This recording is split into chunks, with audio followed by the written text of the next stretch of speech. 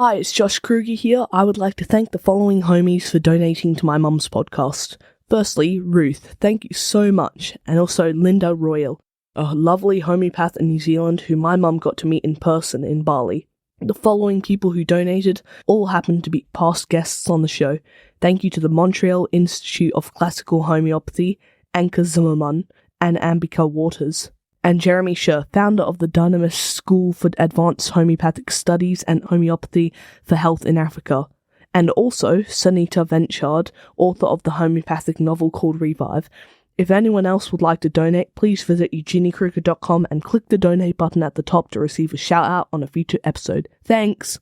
Welcome to Throwback Thursday, where we bring you a homeopathy hangout episode from our archives, in case you missed it first time round.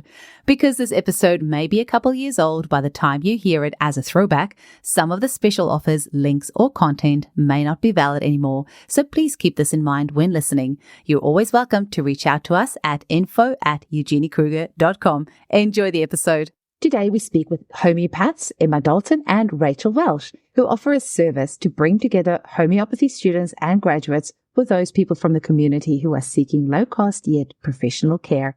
They call this the Sapphire Natural Health Project. It's all done online, which makes it easy for students and patients alike to access this wonderful service. Emma works full-time as a multi-disciplinary practitioner in Suffolk. She trained in London with Robert Davidson, graduating in 2003, and later did a post-grad with Dr Yubraj Sharma.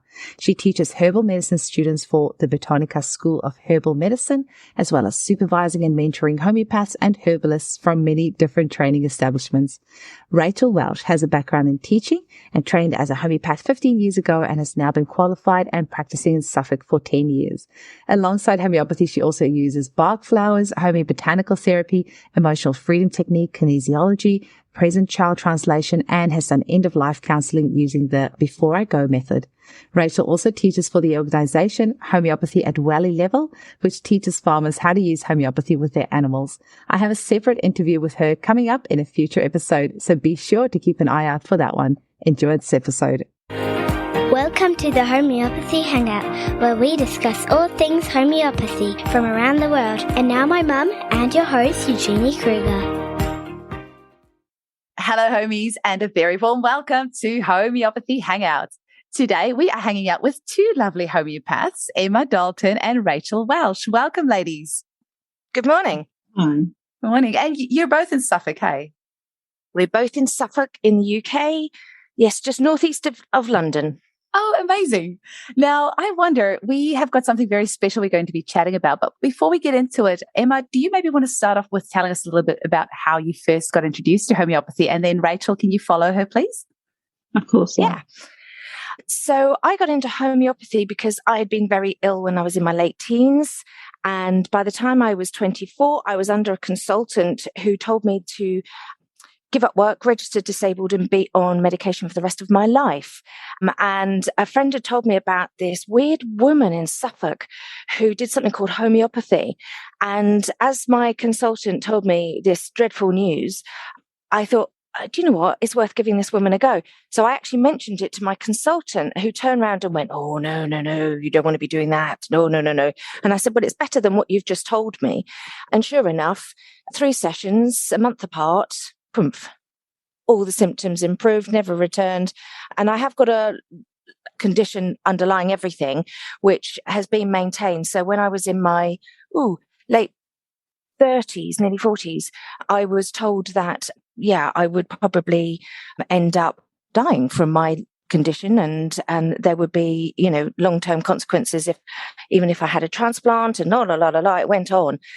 But here I am, 51, no meds, still alive, no issues, and I just manage the condition. So my consultant and I are very happy to work alongside that.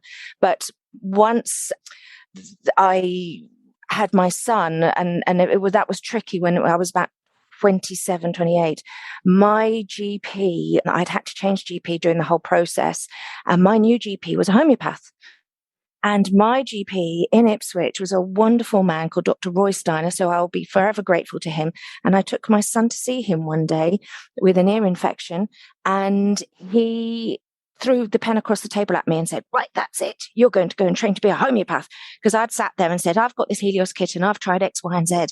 And he got on the phone in the clinic and he phoned my homeopath and said, I'm sending Emma and Tom to come and see you.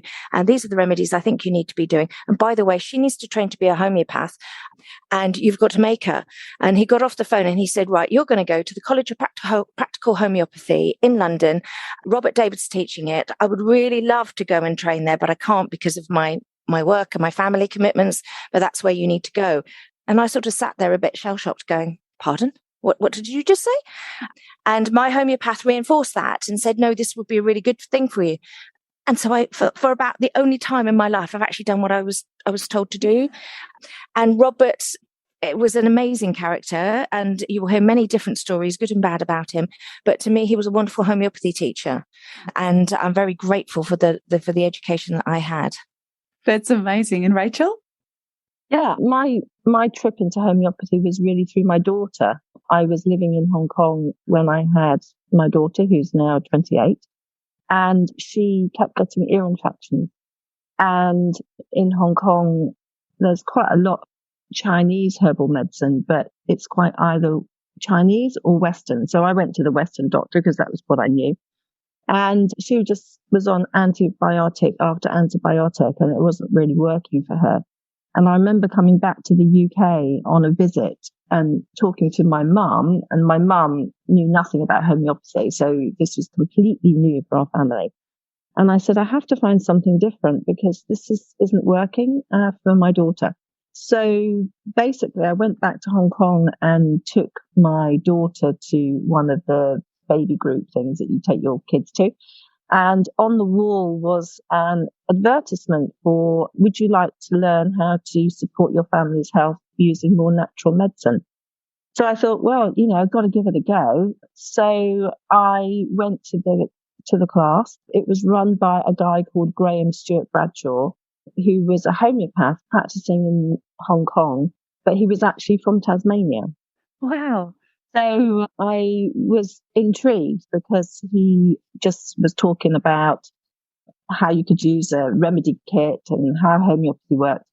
And at the end of one of the sessions, he used to leave a little bit of time for people to ask questions. And he asked me, when did your daughter's problem start with the ear infections? And I said, about 13 months. And he said, when did you stop breastfeeding? He said, did you stop breastfeeding about 9 months?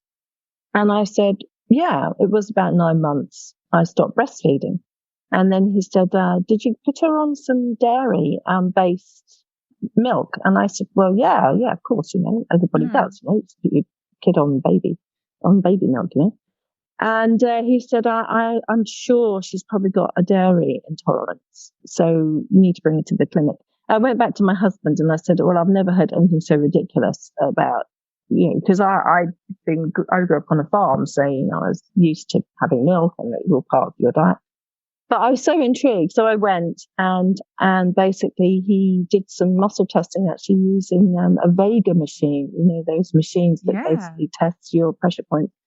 And did it as she was a surrogate sitting on my knee. So I don't know if listeners know about surrogate. When you're a surrogate, you sit the child on your knee and then you put your hand on their belly, and then you are tested as basically standing in for the child because the child's too small to be tested.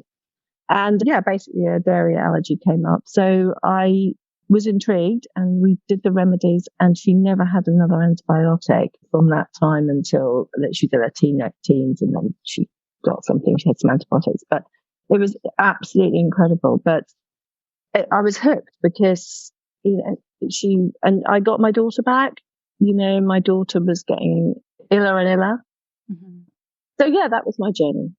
Amazing. And can we just quickly do a shout out to all the homeopaths worldwide who put up those flyers and take their time to do an introduction to homeopathy course for the mum or the parents in their local area, because so many people have been introduced to homeopathy that way. And these days we're so lucky that we can do it online. That's why I've got my free homeopathy at home course on YouTube. It's just half an hour because so many people have just never heard of it before. And I think when you hear about homeopathy as a mum for the first time, intuitively we feel that we don't really want to over-medicate our kids. There's got to be a safer way. And it's just that we haven't been introduced to it. So, and high five to you, obviously, Rachel, for seeing that flyer and actually going along, because, you know, obviously that's changed your whole trajectory of your life. Hey. Absolutely. Yeah. Which, speaking of which, ladies, I hear that you two work together to create this incredible low-cost clinic to help clients or patients and students. So I'm going to leave the floor to you if you want to just tell our listeners a little bit about how this came about, what it is. And Rachel, Emma's pointing to you, so I'm guessing that you're starting. Okay. Well, I've been in practice now for 10 years and I'd like to practice for another 10 at least. But I decided earlier this year that it was time for me in my practice to put more energy into training new homeopaths, because that's what we need. We need lots of people out there prescribing for people. Now, the biggest problem that there's been for a lot of student homeopaths is being able to observe homeopaths working. And that's partly been a historical thing, because it's very difficult sometimes when you're a trainee homeopath to find homeopaths who are happy for you to sit in and observe. Partly because patients don't really like it, because they like to have sort of a one-on-one with their homeopath. And also, you know, it can take quite a lot of organisation for the homeopath as well. So all the way through my practice, I've always offered at least once a month and often twice a month a totally free clinic for patients. And they've traditionally been a family clinic, because families are much happier to have other people sitting in, because often there's more than one and there's kids everywhere. Having an extra pair of hands is actually really beneficial. So the challenge was, of course, how do I do these family clinics during lockdown and the pandemic? So I basically moved them to be online. And then during the pandemic, they were me seeing the patients face to face and then me linking up with students on Zoom. And that worked really well.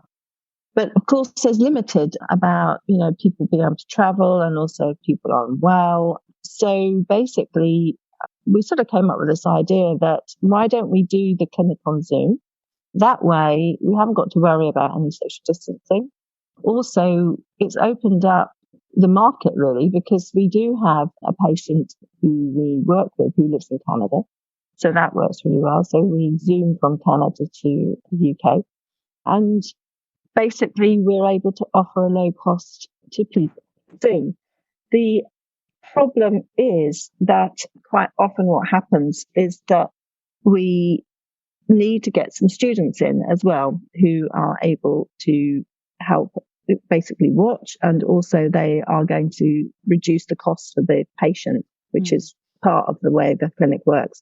So students come in and they basically watch us take a case online, and they can contribute some money towards the clinic, and the patient pays a low cost towards their treatment. So we now have a bank of probably about 8 patients that we've seen over the last sort of 8 months. And students have been able to see the development of how our patients have been getting on. And the word is spreading. So that is good. But, you know, we're always looking for new patients, and we're always looking for new homeopaths to come in and to learn how to take cases. And the way we like to run the clinic is it's very inclusive. So it's not a case of just watching us as homeopaths take a case and, you know, we do all the decision making. The end of seeing a patient is very collaborative. So we'll ask the students, you know, what do you think? How would you go about this? Let's get the books out. Let's work out what to do. And that works really well. And students really like to be involved and to be part of the process. Is there anything you want to add, Ella? Oh, that's absolutely amazing. My brain's just ticking over as you're saying this, thinking we need to do this, like, because we have got a group of about 7 or 8 of my patients who over the past year have decided that they want to start studying homeopathy. So it must be about 7 or 8. Literally before I came on this call, there was another mum that's just said she's interested as well now. And you know how the universe works. I just got an email from Switch on Health this morning. I haven't even opened it up. I only read the first couple of lines, but it said, there's a student over East and she's looking for hours. Are you able to have her sit in? So, you know how the universe works. Like literally, I could not make this stuff up. This email has just come in and there was just that message before this. So yeah, I think we're going to have to create something like that over here as well, because I don't know if you ladies have heard of Homeopathic Symposium, but when I was studying to be a homeopath over a decade ago, had the same problems. It's really hard to get your clinic hours up. And there was this program called Homeopathic Symposium.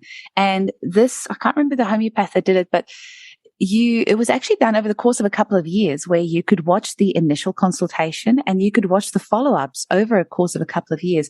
Each module would be about 9 hours, because the homeopath will then talk to you about how they did the case and the repertorization. They would show you through all that. You had to answer questions about the case and get your hours up that way. But it's actually so outdated now. Like it was not outdated. It was such a long time ago. We really need this bank of, brave clients who are willing to actually get out there and share their story. Know it's going to be shared with a bunch of the most unbiased people that you will ever meet. Us homeopaths, we hear all sorts of weird and wonderful things in our clinic. And there's zero judgment from us. Sorry, we're unbiased, but also non-judgmental. All we want to do is help you. That is our only reason for existence. So we need these clients to come along and be willing to have us take their cases so that we can help them and so that we can train up a whole new generation of homeopaths to continue this wonderful work. So I'm so impressed by what you've done, Rachel and Emma. That's really amazing. Emma, were you going to add anything to that about the clinic?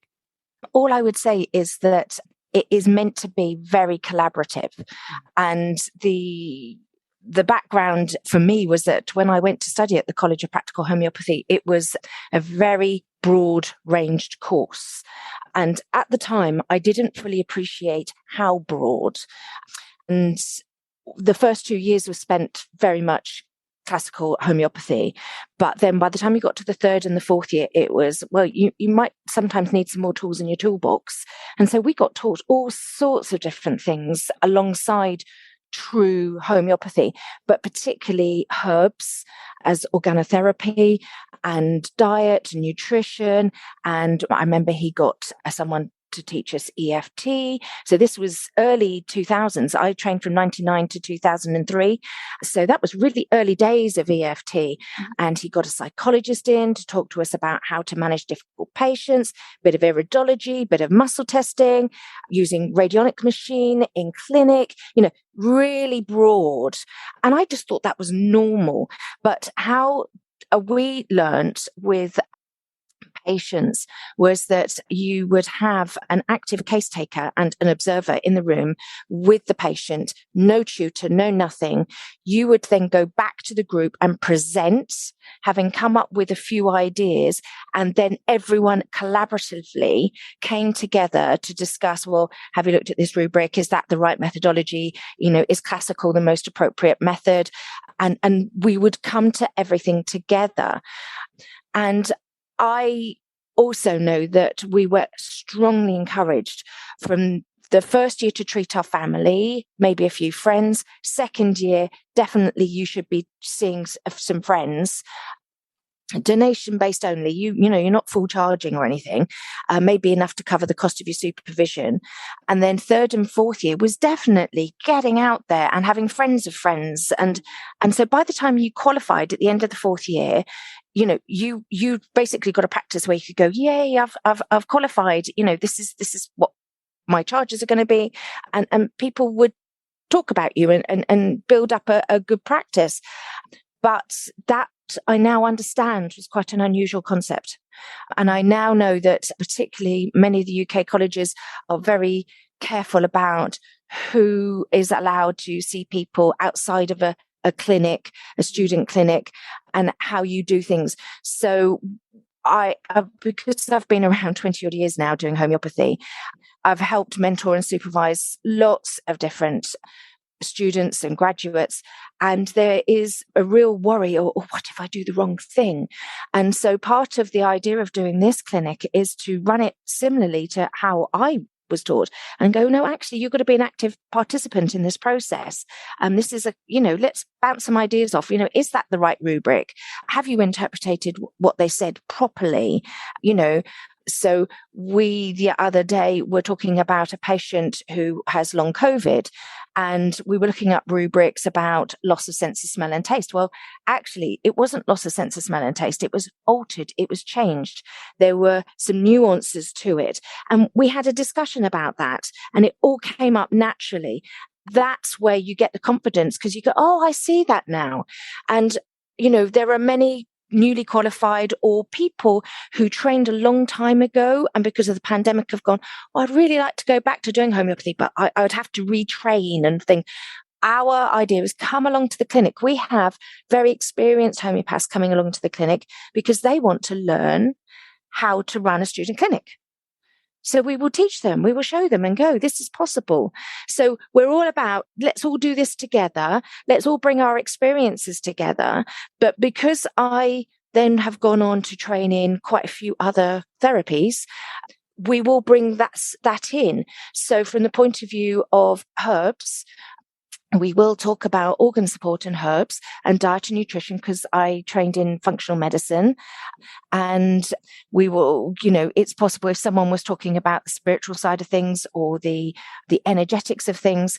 I am a biodynamic craniosacral practitioner, a spiritual healer, and I did 4 years postgrad with Dr Yubraj Sharma, who runs the Shamanic School of Homeopathy in London.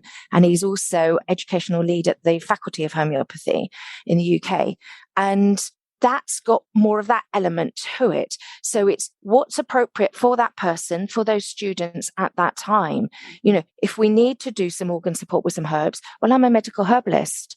I can bring that in. We can do, one of the things that I can teach is about homeopathy, herbal medicine for homeopaths. That's a course that I developed as a one-day CPD lecture for the Society of Homeopaths after I graduated from Lincoln University with my herbal medicine degree in 2015. So people can come along and, when we're talking to someone about their gut, yes, we're looking at bowel noses. Yes, we're looking at constitutional. But also go, well, let's have a look at their diet. Is there anything that might need to be changed? Mm-hmm. Do we need to be looking at some probiotics? What other things can we bring in to help that person that may be appropriate within our sphere of reference? Mm-hmm. That's amazing. Did I understand correctly? Did you say you also help other homeopaths to set up clinics like this? This is me being purely, for self-interest. So yeah, we will mentor, homeopaths who go, well, actually, I don't really know. And have I got the confidence? And what do I do if someone does this, that, and the other? So Rachel's background is very much in education. And with Rachel's support, she helped mentor me through my teacher training. I got a PGCE in 2019 because my confidence in teaching was knocked. And I'm like, do I know how to teach? Is this a good thing to do? And actually, I didn't need the piece of paper at all. The fact I have, PGCE in, and I did it in complementary medicine, and I specialized on online learning in 2019 before I knew the importance of online learning. But it was with Rachel's support and going, actually, you just need to get more confidence in the teaching. So between us, we've got there. That's amazing. That's the joy of it. I'm also just thinking of the logistics, and once again, purely self-interest there. I'm thinking of the logistics of how do you record some of the sessions and have the students watch it afterwards, or do you have a Facebook support group for them to discuss it, or how do you physically run it? Just a quick reminder to check out my range of unique, durable, practical, and affordable homeopathic kits at eugeniekruger.com. My clinic dispensary also has thousands of different remedies, including my range of combination remedies, which I have created based on my work of having done well over 6,000 consultations. This has enabled me to really see what brings results and what doesn't. Head to eugeniekruger.com and click on Shop. My dedicated team ships orders worldwide, Mondays to Fridays. We haven't really done Facebook follow-up. What we tend to do is have a patient file, and in the patient file, there is a link to the pre-recorded previous appointments. So what happens is students will say, okay, I want to come along. We have a mailing list, and basically I write to everybody 2 weeks before and say, okay, we're going to have the clinic. And then they basically pay online. And when they've paid online, basically what I do is send them the Zoom link to the clinic and also a bundle of all of the case notes. So obviously, the more we see the patients, the longer the case notes are going to be. Mm-hmm. So students can actually sit down before they come to the clinic and see all of the appointments before, which have been recorded online. Most of our notes basically have a bit of a transcript as well, so that if they haven't got time to sit and go through all the footage, they can get a feel. But we do say that the more you watch, the better you're going to feel about contributing to the decision-making process at the end of the live case take. Just quickly, Rachel, has your microphone changed or anything? It suddenly sounds a bit damper to what it was before. Have you got, is it in your ear? Is that better?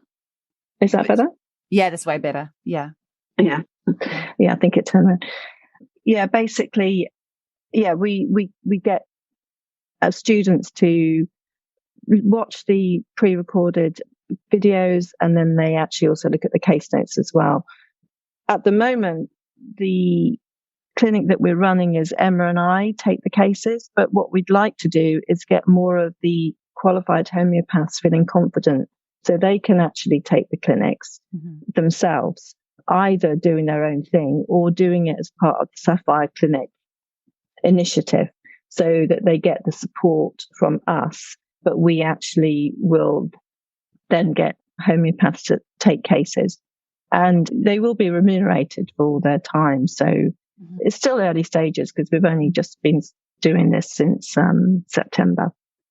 That's amazing. Yeah. So I'm actually just thinking now, with having received this email this morning about, this student in Australia needing to get some hours up. Is that a service that somebody from right around the world, like homeopathic students from around the world, are able to access? And it's just also important to mention, this was also for, like you said, a lot of homeopaths that maybe didn't establish a practice straight out of their studies because perhaps financial means it was too hard for them to leave their 9-to-5 jobs. So they never really got their practice going, or they did get their practice going, but maybe they got small children. So they left the homeopathy.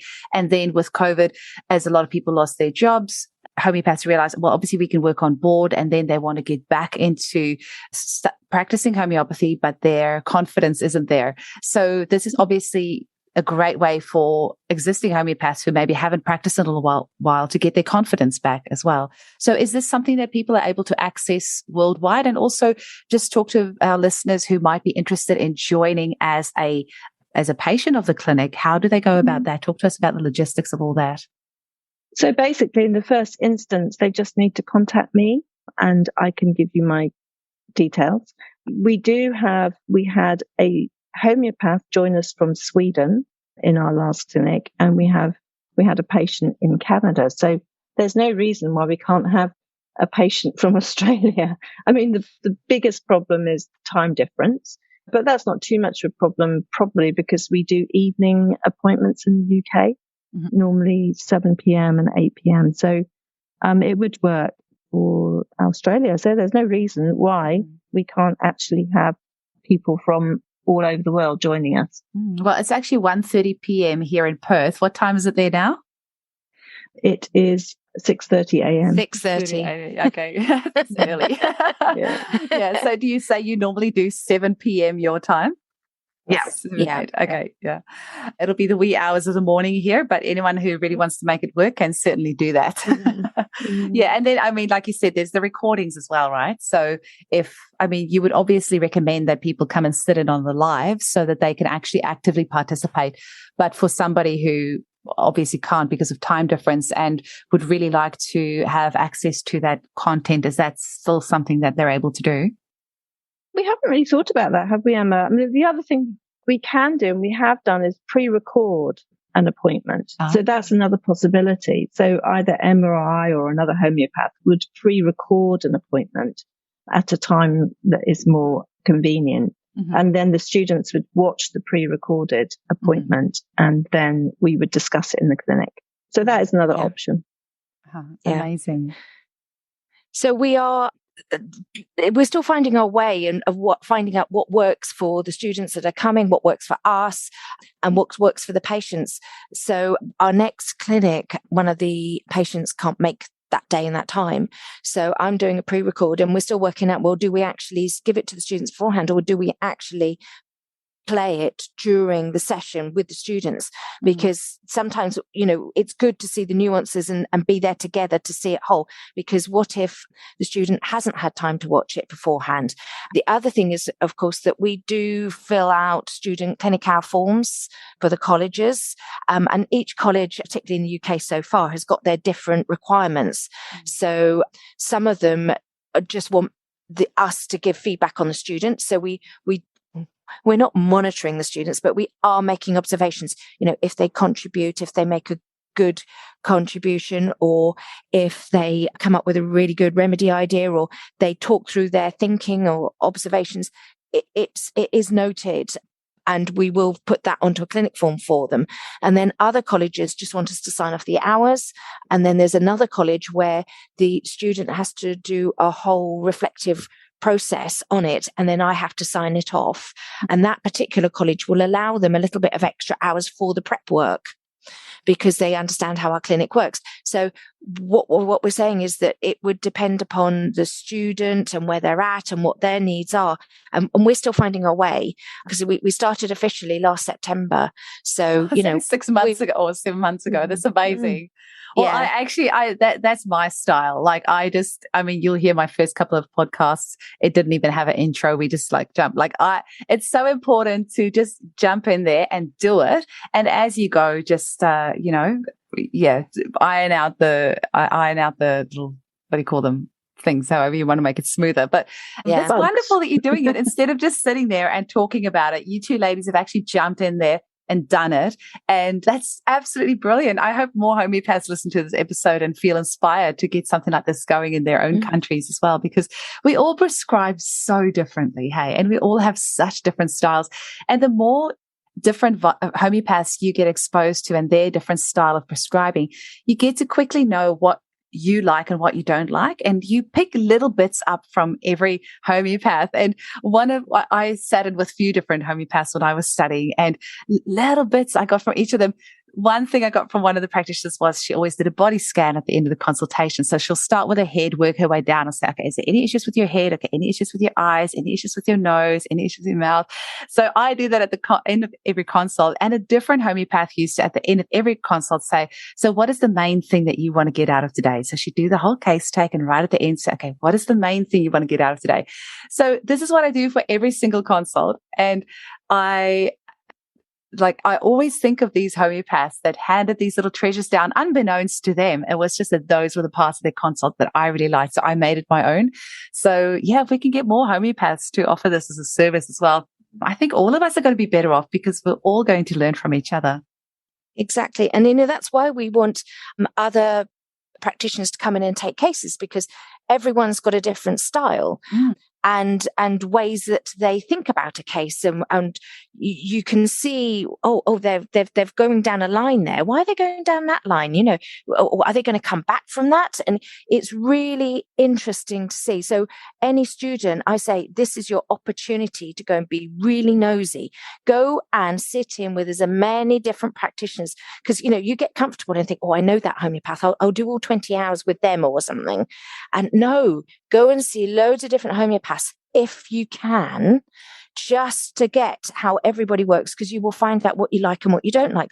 And that's been the big problem, because too many homeopaths have, because of the pandemic or for whatever reason, aren't able to offer that to the students. And so, we want to support students and go, we need more homeopaths in the world. There aren't enough. Full stop. Absolutely. I mean, there's a few billion people in the world, and, I don't know how many homeopaths worldwide, but, we can do with a few million more homeopaths and we would all still be flat out busy in our clinics. There's exactly work to be done. Yeah. Never going to run out of patients, that's for sure. Yeah, well, I worked in a clinic once where there were 5 homeopaths all working at the same time. And there was there aren't enough patients to go around. Yes, there are. There are. And you can go online. So literally the opportunity is endless, absolutely endless. So ladies, how can people get hold of you? And what would you like to finish off on to leave our guests with, something to ponder? So Emma, do you want to start? Just how we can get hold of you? And what thoughts do you want to leave us with? So the best way is either emailing Rachel. So Rachel can give her email address, or if you're really stuck, you can go via our websites, emmadalton.net, quite simple. But for me, I'd like as many people in the world to go, this is possible. This, you can be a homeopath. You can have the confidence to prescribe. If you are a patient and go, oh no, this is really expensive, because everyone's got different charging structures. It's very different in the UK to other countries. It's different depending on your background in your locality. And if more low-cost clinics can be set up this way to enable more people to have access to homeopathy, that's only got to be for the good. It's amazing. AAT, Alistair Gray and Denise Stragis's school, what does AHE stand for again? Academy of Homeopathic Education. They also they're doing what you guys are doing, is low-cost clinic as well, which is amazing. Yeah, we definitely need more people doing it. Rachel, do you want to say how people can get hold of you and what you would like? Yeah, basically the easiest way is to do my email, which is rachelwelshhealth.gmail.com. That's right. At gmail.com. Yeah, that's right. And also you can find me on my webpage, which is rachelwelshhealth.co.uk. That's the easiest way to get hold of me, actually. And then what we'll do is we'll let you know when there's a clinic. And also, if the clinic time doesn't suit with the time difference, we can arrange to do a one-to-one pre-recorded appointment with either Emma or I or another homeopath, because we're getting homeopaths now who are getting confident about actually taking cases with us. So that would be great. That sounds amazing. Thank you so much for your time, ladies. And I really hope that a lot of people will get on board and, patients and homeopaths alike. And it's got to be better for everyone in the long run. So it's wonderful that you're doing this. Thank you so much. Thank you. Thank you for having us. Thank you. See you. Great to see you.